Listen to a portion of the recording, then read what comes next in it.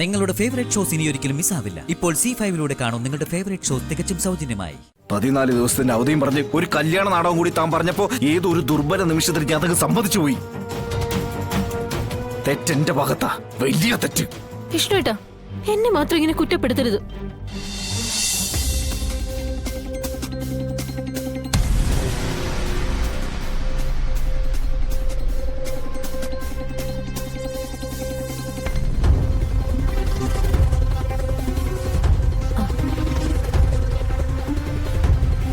നിക്ക്,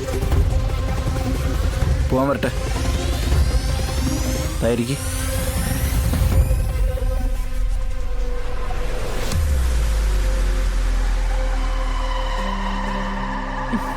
നിക്ക്.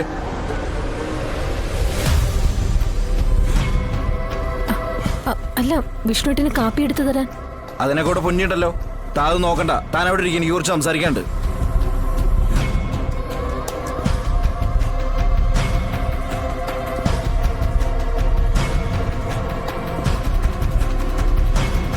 എന്തിനാ താൻ എന്നോട് ഈ കള്ളക്കളിയൊക്കെ കളിക്കുന്നത്? കള്ളക്കളിയോ? അതെ, താൻ ഒരാളാണ് അമ്മയെ വിളിച്ച് റൂമിലേക്ക് കൊണ്ടുവന്ന് ഈ പ്രശ്നങ്ങൾ മുഴുവൻ ഉണ്ടാക്കിയത്. ഞാനോ? ഞാൻ എന്തിനങ്ങനെ ചെയ്യണം? അത് സത്യമ്മ സ്വയം വന്നതാ.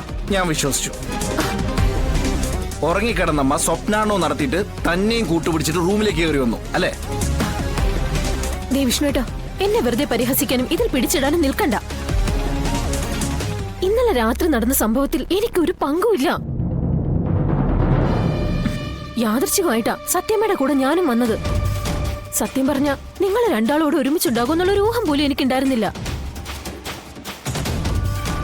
അതെനിക്കറിയായിരുന്നെങ്കിൽ സത്യമെ തടയാനല്ലേ ഞാൻ ശ്രമിക്കൂ. നിർത്ത്. കൂടുതൽ പറഞ്ഞങ്ങ് കയറണമെന്നില്ല കേട്ടാ. എല്ലാം എന്റെ ഒരാളുടെ തെറ്റാ.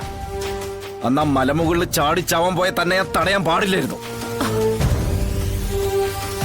എന്റെ മനുഷ്യത്വം അതിനെ അനുവദിച്ചില്ല. 14 ദിവസത്തിന്റെ അവധിയും പറഞ്ഞ് ഒരു കല്യാണ നാടകം കൂടി താൻ പറഞ്ഞപ്പോ ഏതൊരു ദുർബല നിമിഷത്തിൽ ഞാൻ അതങ്ങ് സമ്മതിച്ചു പോയി. തെറ്റെന്റെ ഭാഗത്താ, വലിയ തെറ്റ്. വിഷ്ണുവേട്ടാ, എന്നെ മാത്രം ഇങ്ങനെ കുറ്റപ്പെടുത്തരുത്. അന്ന് നമ്മൾ രണ്ടുപേരും ആത്മഹത്യയുടെ വക്കിലായിരുന്നു എന്നുള്ളതാ സത്യം. അത് ഒഴിവാക്കാനായിട്ടാ നമ്മൾ രണ്ടുപേരും പരസ്പരം സമ്മതം. വേണ്ട, നിർത്ത്. പഴങ്കതൊന്നും വേണ്ട. ഇനി എനിക്ക് ഒരു കാര്യം മാത്രം അറിഞ്ഞാൽ മതി.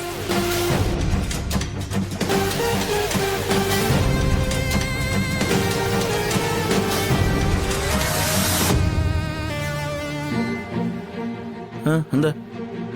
കാപ്പി എടുക്കട്ടെ എന്ന് ചോദിക്കാൻ. വേണ്ട, കാപ്പി വേണമെങ്കിൽ ഞാൻ പറയാം.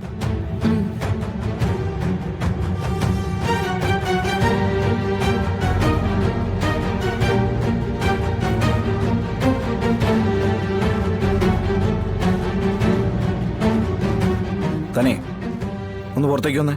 സംസാരിച്ച് തീർന്നിട്ടില്ല ഞാൻ. ഇന്ന് കുറച്ച് കാര്യങ്ങൾക്ക് തീർപ്പാക്കാണ്ട്. താൻ വാ.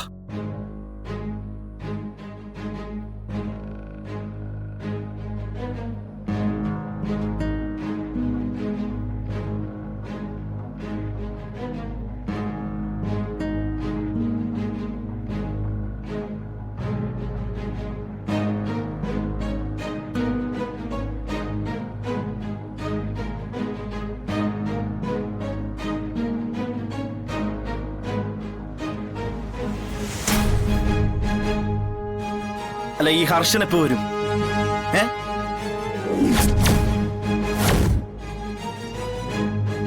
എന്തേ കാത് കേട്ടൂടെ? ഹർഷൻ എപ്പോ വരും? അത് പിന്നെ എനിക്ക് അറിഞ്ഞൂടെ എന്ന് വരുമെന്ന്. ഞാൻ പലവട്ടം വിളിച്ചതാ. 3-4 ദിവസമായി ഫോൺ അറ്റൻഡ് ചെയ്യുന്നില്ല. വല്ല അസുഖവും വന്നോന്നാ എന്റെ സംശയം. അയാളുടെ അസുഖത എന്റെ മുന്നിൽ നിൽക്കുമല്ലേ? വല്ലവന്റെ അസുഖം ഞാൻ എടുത്ത് തലയിൽ വെക്കുകയും ചെയ്തു. അതാണല്ലോ എനിക്ക് പറ്റിയ തെറ്റ്. വിഷ്ണുട്ടാ, മതി. ഇതിപ്പോ വീണ്ടും വീണ്ടും ഉള്ള ഈ പരിഹാസവും കുത്തുവാക്കുകളും. മുൻപിങ്ങനൊന്നും ആയിരുന്നില്ലല്ലോ. ഇപ്പോഴെന്താ എന്നെ ഇങ്ങനെ ശത്രുവായിട്ട് കാണാൻ? എനിക്ക് അങ്ങനെ ആരോട് ശത്രുതൊന്നുമില്ല. ഉണ്ട്. വിഷ്ണുട്ടന് ഇപ്പൊ എന്നെ സംശയം. ഞാൻ ശാലിനിയും വിഷ്ണുട്ടനുമായുള്ള ബന്ധം തകർക്കാൻ ശ്രമിക്കുകയാണെന്നു. എന്നാ കേട്ടോ, ഇന്നലെ ഞാൻ പറഞ്ഞത് സത്യമാ. ഞാൻ അങ്ങോട്ടല്ല, എന്നെ ഇങ്ങോട്ടാ ശാലിനെ ഉപദ്രവിക്കാൻ ശ്രമിച്ചത്. ഒരാളെന്നെ തല്ലുന്നത് ആദ്യമായിട്ടാ, അതും എനിക്ക് അന്യായിട്ടുള്ളൊരു സ്ത്രീ. ഞാനിതൊക്കെ സഹിച്ചിട്ട് ഇവിടെ നിൽക്കുന്നത് വിഷ്ണുവേട്ടന് വേണ്ടി മാത്രമാ. പക്ഷേ വിഷ്ണുവേട്ടൻ എന്നെ അന്യായി കാണുകയാണെങ്കിൽ പഴയ ആത്മഹത്യ മുൻപിലേക്ക് പോകാൻ ഇനിയും എനിക്കറിയാം. വിഷ്ണുവേട്ടൻ ഒരു വാക്ക് പറഞ്ഞാൽ മാത്രം മതി. ദേ ഇപ്പൊ തന്നെ പോവാൻ ഞാൻ. നിക്കേ. അതെ, തന്നെ ചാവാനാണെങ്കിൽ അന്ന് എനിക്ക് അയക്കായിരുന്നു. ഇന്നലെ രാത്രി മുതൽ തന്നോട് എനിക്കൊരു അതൃപ്തി തോന്നി തുടങ്ങി എന്നുള്ളത് സത്യമാണ്. ദേ, ഒന്നേ എനിക്ക് പറയാനുള്ളൂ. തനിക്കറിയാലോ, ആരുടെ തെറ്റാണെങ്കിലും ശാലിയുടെ കണ്ണ് നിറഞ്ഞാൽ എന്റെ നെഞ്ചു പൊള്ളും. താനായിട്ട് അവളോടൊരു മുഷ്പിന് നിൽക്കരുത്. പിന്നെ ആ ഹർഷനോട് എത്രയും പെട്ടെന്ന് ഇവിടെ വരാൻ പറയണം, കേട്ടല്ലോ. നമ്മൾ തുടങ്ങി വെച്ച നാടകം അവസാനിപ്പിക്കാൻ സമയമായി. ഈ അരങ്ങ് കൂടുതൽ മുഷിച്ചാലേ കാണികൾ കൂവി തുടങ്ങും. നമ്മക്കത് ചെയ്യണ്ട.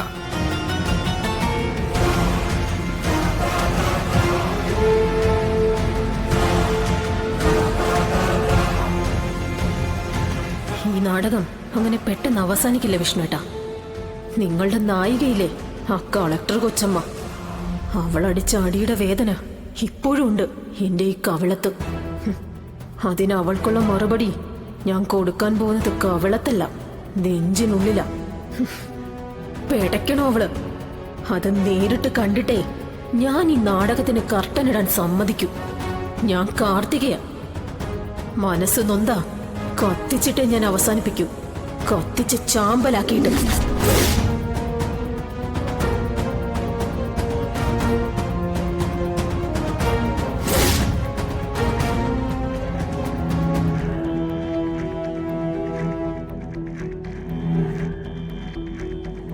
നിനക്കിനി നിൽക്കാനുള്ള ഏക സ്ഥലം ഇപ്പൊ നിൽക്കുന്ന ആ സത്യാമ്മയുടെ വീട് തന്നെയാ. എടി കൊച്ചെ, ഈ അഭിനയവും ജീവിതവും തമ്മിൽ വലിയ വ്യത്യാസമൊന്നുമില്ല. വിഷ്ണുവിന്റെ ജീവിതത്തിലേക്ക് നീ അങ്ങ് ഇടിച്ചു കയറാൻ പോകുന്നു.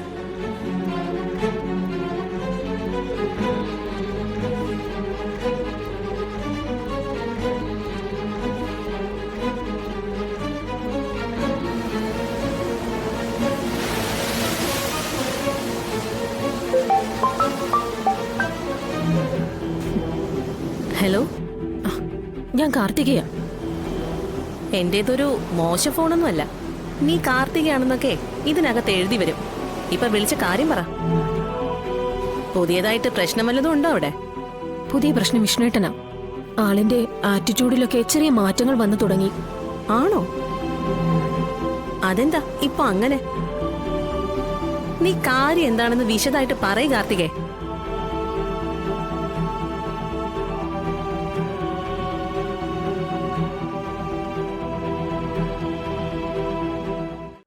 ഡൗൺലോഡ് ചെയ്യൂ C5 ആപ്പ്. കാണൂ എല്ലാ എപ്പിസോഡുകളും സൗജന്യമായി.